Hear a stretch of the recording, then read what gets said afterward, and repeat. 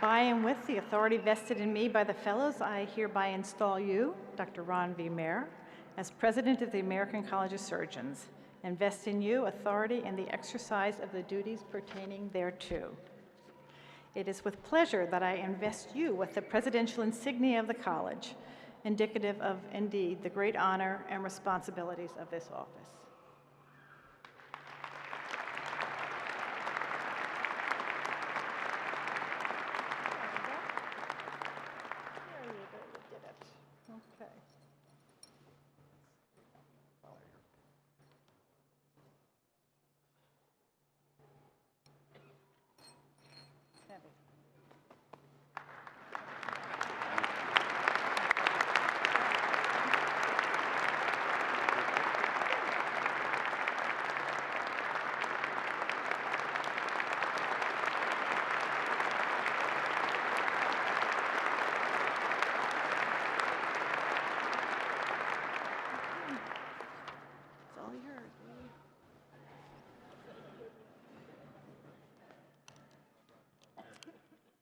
These come with the office. It's indeed an honor to be here, standing in front of you and being able to deliver the convocation address. It's something that all of us possibly think about, never dream happening, and indeed an honor which I will cherish forever. And I have a few words which I would like to share with the new initiates. Good evening. Welcome, new initiates, their families and friends, as well as our newly elected and current honorary fellows and esteemed guests. To our new initiates, congratulations. As you heard, you represent our largest class ever, with 1,358 coming from the United States and Canada, and 612 from over 70 countries coming from around the world. A truly global representation of surgery today in the world. Welcome and truly congratulations. In fact, please quickly stand, all initiates, quickly, and give yourself and your colleagues a round of applause.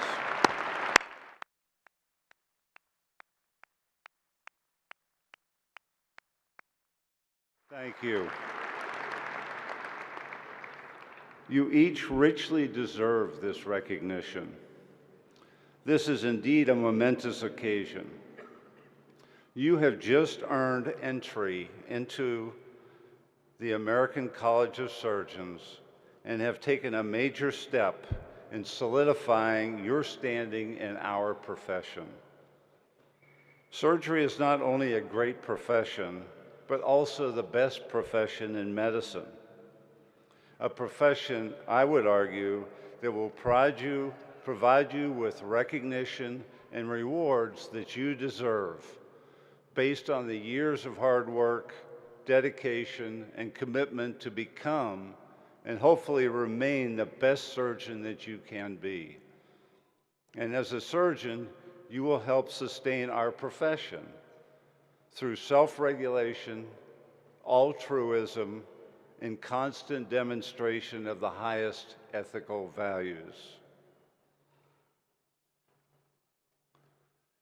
Becoming a surgeon enters you into a great profession. And with that, you are given a great honor by our patients. You will be revered by people for knowing what you have learned and what you know how to do. Patients come to you vulnerable, and you will return them to strength. Patients will come to you with diseases, with dysfunction, and you have the skills and the technology and the capability of returning them to a position of health, strength, and function. Of the honors that anyone may receive in a lifetime, none is greater than the daily respect and faith our patients place in us as they place their care and lives in our hands. In return, as stated in the fellowship pledge of the college that each initiate has just declared, quote, I pledge to pursue the practice of surgery with honesty and to place the welfare and the rights of my patient above all else. I promise to deal with each patient as I would wish to be dealt with if I were in the patient's position, and I will respect the patient's autonomy and their individuality, end quote.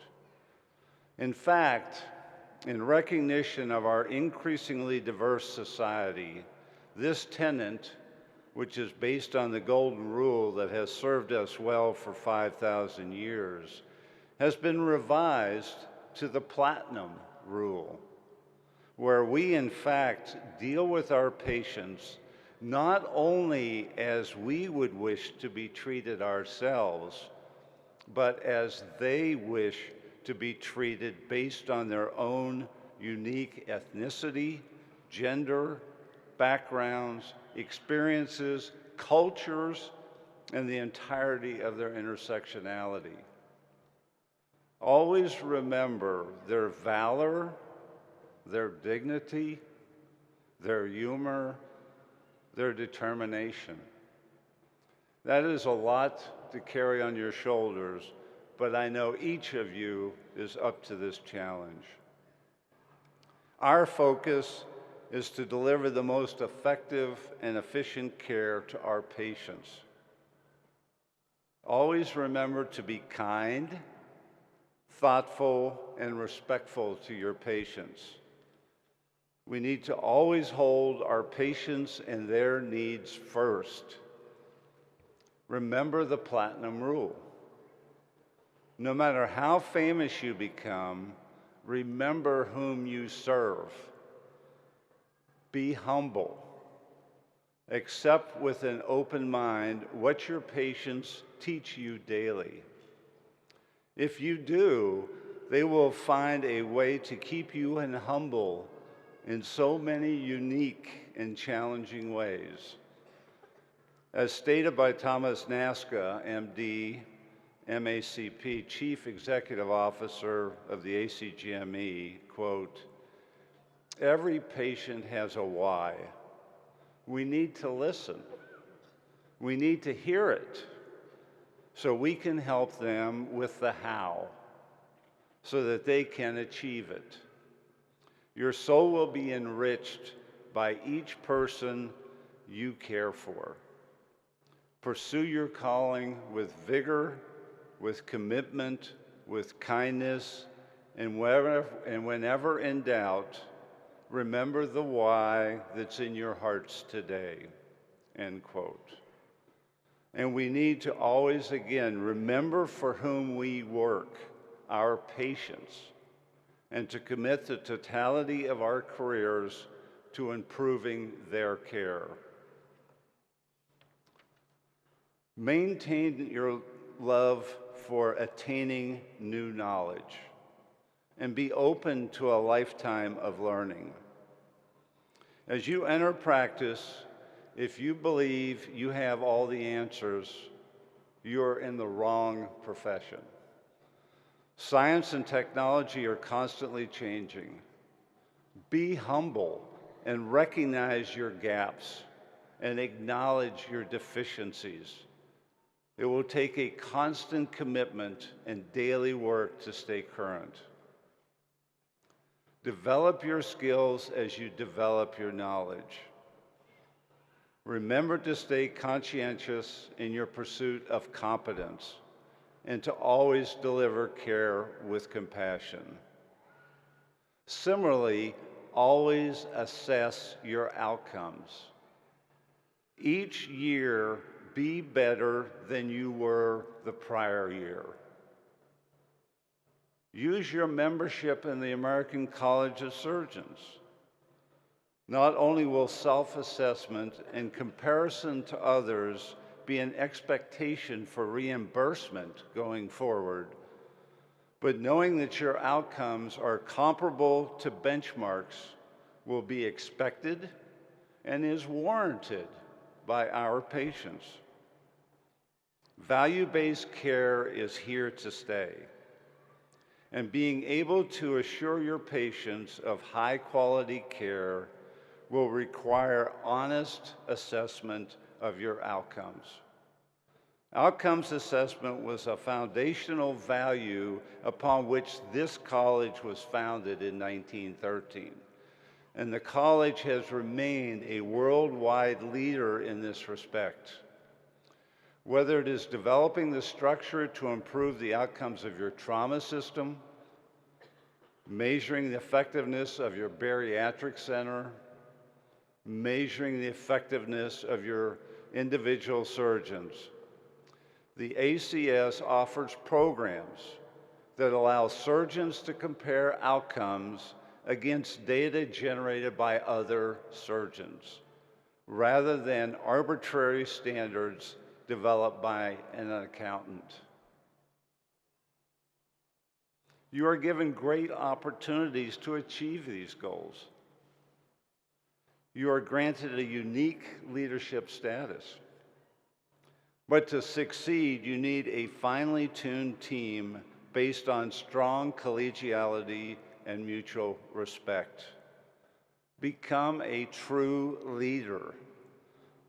Bullying, implicit bias, and exclusion will not make you a better surgeon or improve your outcomes. Teaching and mentorship is a long-standing core tenet of surgery. In fact, the word doctor comes from Latin docere, to teach. We are the teachers, coaches, sponsors, and constant supporters of our mentees and our team members. Take time to teach, whether it's a patient and her or his family, a trainee, a mentee, or your healthcare colleagues. Share your knowledge willingly and daily. As consumer activist Ralph Nader has said, the function of leadership is to produce more leaders, not more followers. Be nice to one another. Our profession is a lifetime commitment with an increasing cadre of friends and colleagues. Treat each other as such. Treat each other the way you would want to be treated. With kindness, professionalism, and respect. How often will a bad outcome be avoided if the nurse or any member of the team is respected, encouraged, and empowered to speak up?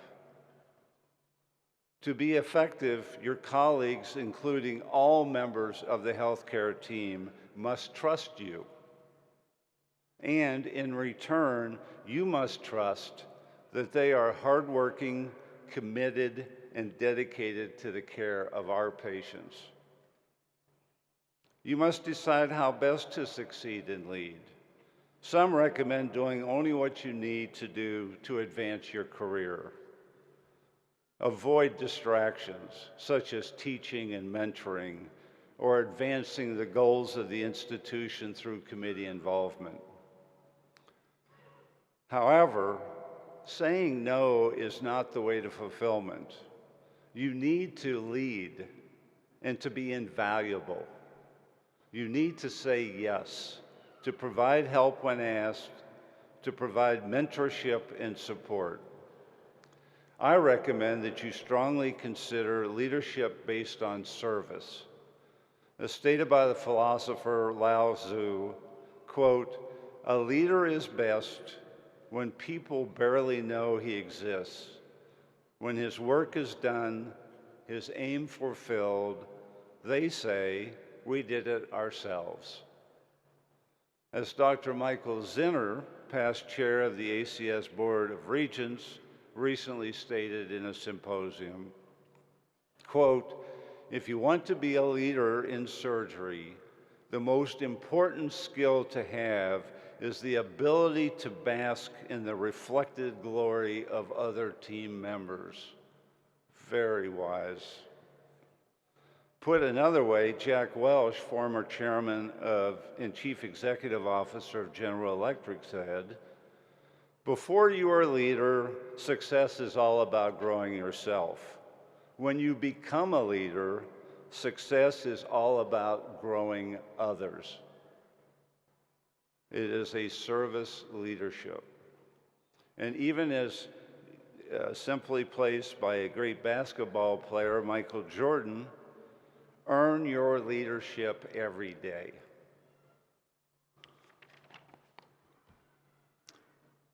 Surgeons are outliers, as we all know, in society because they are exceptional. While our professional colleagues may understand us, non-members of our community sometimes perceive us differently. Surgeons must work with one another and with the American College of Surgeons to expose the outstanding traits of surgeons as being decisive, skilled, and independent leaders. Assume the societal leadership role willingly. Work with your patients, your community leaders, and our elected officials to do what is right for our patients. Be an advocate for our patients, to have reasonable access to surgical care and guaranteed right to medical care. Be a leader, whether in your hospital, your hometown, or your professional organizations. I would argue that the American College of Surgeons is the best advocacy group that we and our profession have for ourselves and our patients, and we need to get involved with that advocacy. Always push to raise the bar and advance the expectations higher. However, do not be one always pointing out the problems and providing negative input. Always remember it is better to be a positive leader. Identify the problems, advance your suggestions to improve and resolve the challenges. As Margaret Mead said, quote, "Never doubt that a small group of thoughtful, concerned citizens can change the world. Indeed, it is the only thing that ever has," end quote. The world needs you to embrace your role as a moral leader in society, a moral leader who inspires us to reflect our values in our words and actions, and who leads by example. Whether or not you have a special calling for a social mission to work in rural areas or to treat poor and low-income populations, our profession requires us to fight the challenge for equity for the most vulnerable among us. Being a moral leader means standing up for truth, reason, and science. It means not being afraid to stand up for your principles or hold elected leaders accountable for meeting the needs and values of our communities. We've been told that we should shy away from political controversy. But I would say your obligation from today forward is to stand up for the vulnerable and the voiceless. For example, in regards to trauma, no preventable injury can ever be justified. And if that means engaging in controversy, then do it. Because as the past Surgeon General of the United States and founder and president of the Doctors for America, Vivek Murthy, MD, MBA, has said, quote, "Principles are only worth having if you have the courage to act on them," end quote. Remember, we have much more in common than our parochial interests and differences. Embrace our commonalities. Don't underestimate the impact that you can make, whether for the individual patient or the greater social good. Our imperative in our profession is to advance human health for all. But please take heed. Healthcare professionals are under more stress than ever, evidenced by increases in demand for better services that are more efficient and thorough, higher costs of providing care, reduced staffing, and diminishing resources. Many healthcare workers are putting in longer hours for less pay. The life of a doctor is intense. We are witnesses and servants to individual human survival. The difficulty is that we are also only humans ourselves. We cannot live simply and totally for patients. In the end, we must also live our own lives. As you've heard, physician burnout has been reported to be occurring in more than 50% of our colleagues and is increasing. As Toby Cosgrove, MD, past president and CEO of Cleveland Clinic, stated, quote, "Burnout is the most pressing issue facing medical professions today," end quote. The primary driving force is not unhappiness at home or global depression. Rather, it is unhappiness at work. A major source of this unhappiness is that the physician-patient relationship, which has provided happiness and strength in the past, is now threatened daily by the increasing insurer-employer-provider relationship. A relationship that is further stressed by the enormous size of loans and debt accumulated during training, which eliminates other more traditional practice options.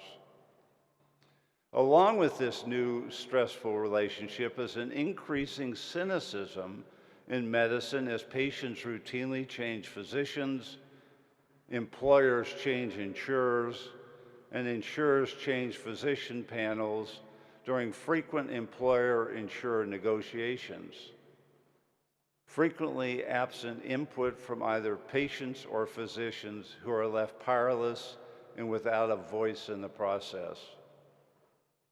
Thus, the passion for our profession is eroded, and we become more and more isolated.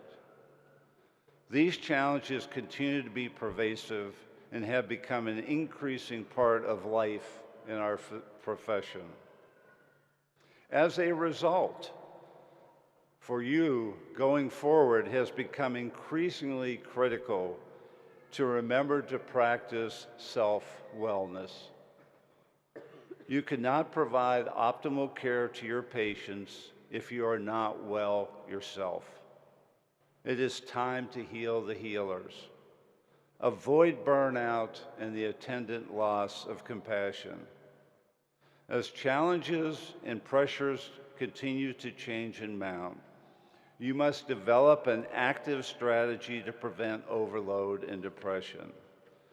Amazingly, it is the young that have been the most shown to be at the greatest risk. And the best long-term approach is to develop tools and skills to generate and protect resilience in your life. One of the best recognized tools in the development of resilience is the development of friendships, communities, and support upon which to rely. And within this process, one of the best ways to develop these relationships is through joining and working within professional organizations and their attendant communities. By involvement in these organizations, communities, and activities are available to develop important support groups, friendships among these individuals who are facing and succeeding in overcoming these challenges. In addition, commitment and involvement in the development of organizational goals and advocacy programs provides an excellent avenue for self-gratification and satisfaction. The American College of Surgeons provides extensive internet access to self-assessment tools to achieve the primary step in assessing burnout, identifying whether you are at risk. The college also provides throughout your careers an enormous wealth of opportunities for growth, involvement, and reward. Personally, a major reward and source of professional satisfaction during my career was the 20-plus years I spent involved and immersed in the activities of the Committee on Trauma of the college. From state chapter member to state and then regional chief to National Committee on Trauma member. The positive rewards of working within and for a community of like-minded professionals committed to improving the care of the injured patient was an unbelievable opportunity to continually re-energize, enjoy, and experience positive self-worth for myself as I advanced through my career. Regardless of your specialty or your personal interests, the college provides a multitude of avenues and opportunities for you to become involved, work with your colleagues and elected officials, and to improve the care of our patients. You will be well rewarded and your resilience will grow. So as I close, I again want to truly congratulate you on achieving this momentous event in your professional lives. You will be honored and respected. Remember your mentors and teachers. Be kind to one another and respectful to all. Truly, no man is an island. And always remember to care for your family and loved ones. They will be there to support and care for you. And may you find the true joy and satisfaction in our profession, the best that there is, and fulfillment through your life's work in caring for our patients. Again, congratulations and thank you.